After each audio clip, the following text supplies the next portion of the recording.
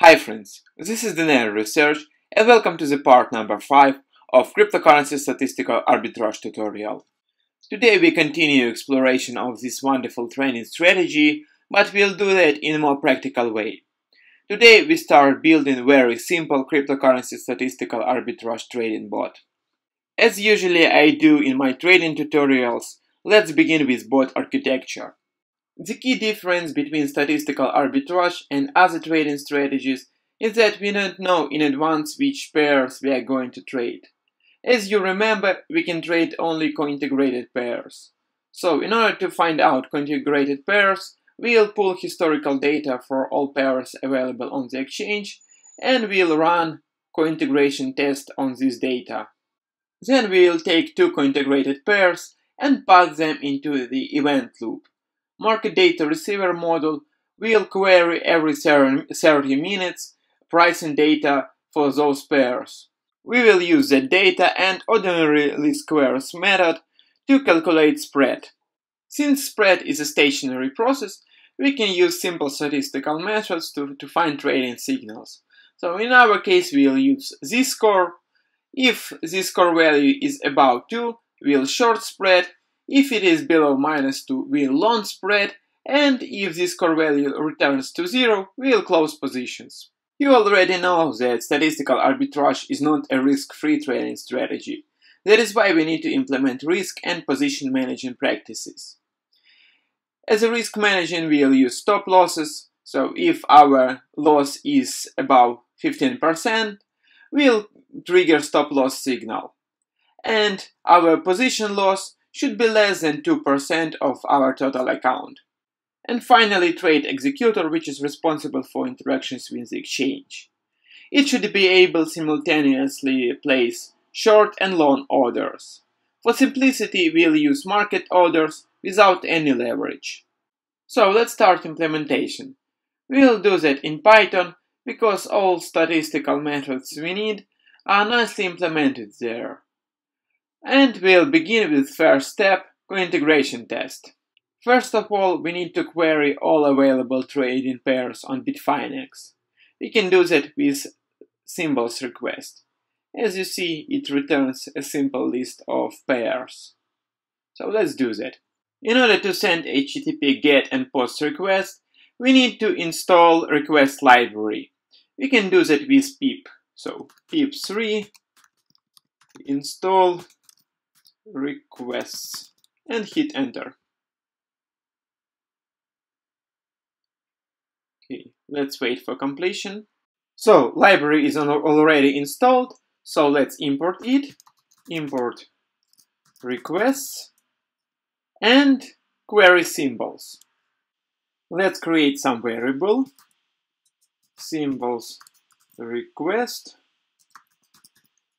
and it equals to requests.get and our endpoint https api.bitfinex/v1/symbols.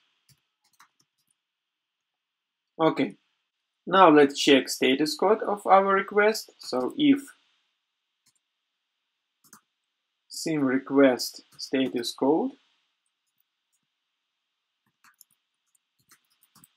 equals to 200, then symbols equals to evaluate sim request content. And let's check what is the output of this request by printing it. Printed symbols. Okay, let's save and run. But I need to fix some error. I forgot to add .com here. So now we can save again and run it. In order to run code, let's type Python 3 coint.py.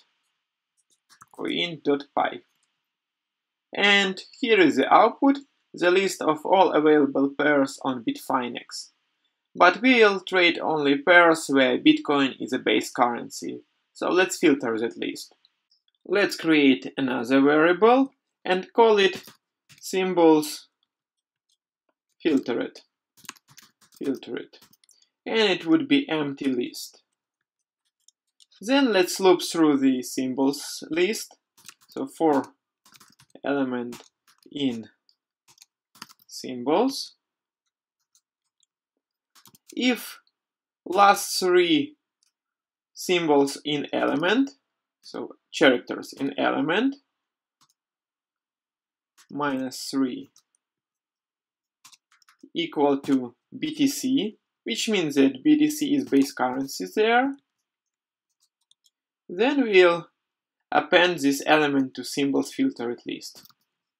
So symbols filtered, append element. Okay, let's print symbols filtered to make sure that everything is correct. Hit save and run. And here is the output. So as you see, we have a list of about 50 pairs where BTC is the base currency. Well, it's big enough. So now we need to query historical pricing data for all those pairs. In order to get historical pricing data, we need to send candles GET request from API version 2. In my previous tutorials, I have explained all parameters of this request in details, so if you need more information, just watch them. And now I'll just go briefly through the most important parameters.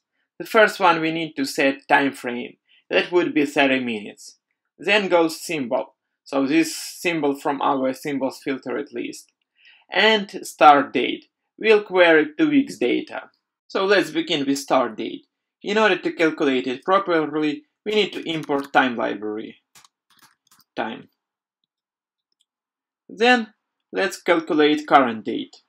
So current date equals to time dot time, and we should round it.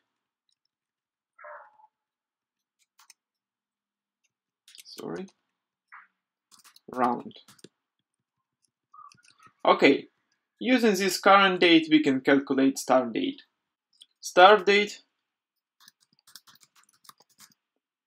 equals to current date multiplied by 1000, because we need milliseconds, minus 14 days multiplied by 24 hours multiplied by 60 minutes multiplied by 60 seconds and multiplied by 1000 milliseconds. So here is our start date, and now we can create a request. So let's remove this. Let's loop through symbols filtered list. So for pair in symbols filtered, then request. Now we need to add time delay because Bitfinex doesn't allow too much get and post requests, so we need to add delay. So sleep 3 seconds. Then we can create request. Request equals to request.get HTTPS api.bitfinex.com version 2 candles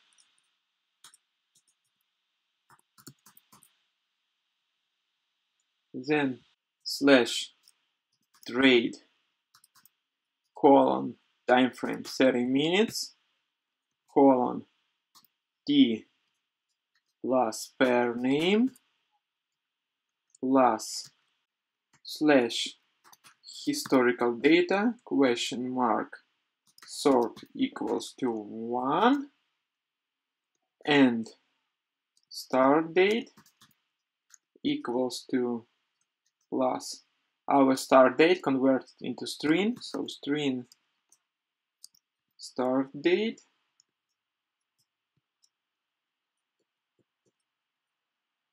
Oops.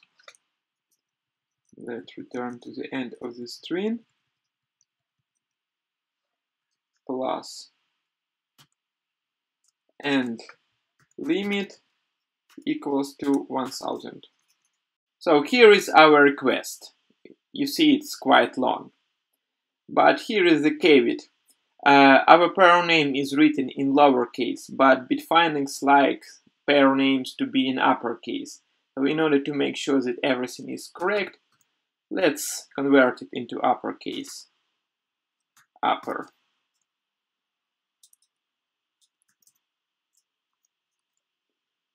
Okay. Now let's check again the status code of our request. So if our status code equals to 200, then result equals to evaluate our content. Okay.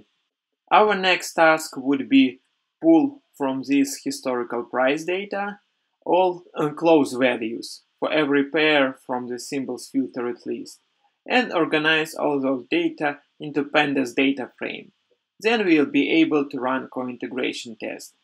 But we'll do that in the next video. Thumbs up if you like this video, subscribe to my channel if you want more videos, and leave your questions in the comment section below. Bye!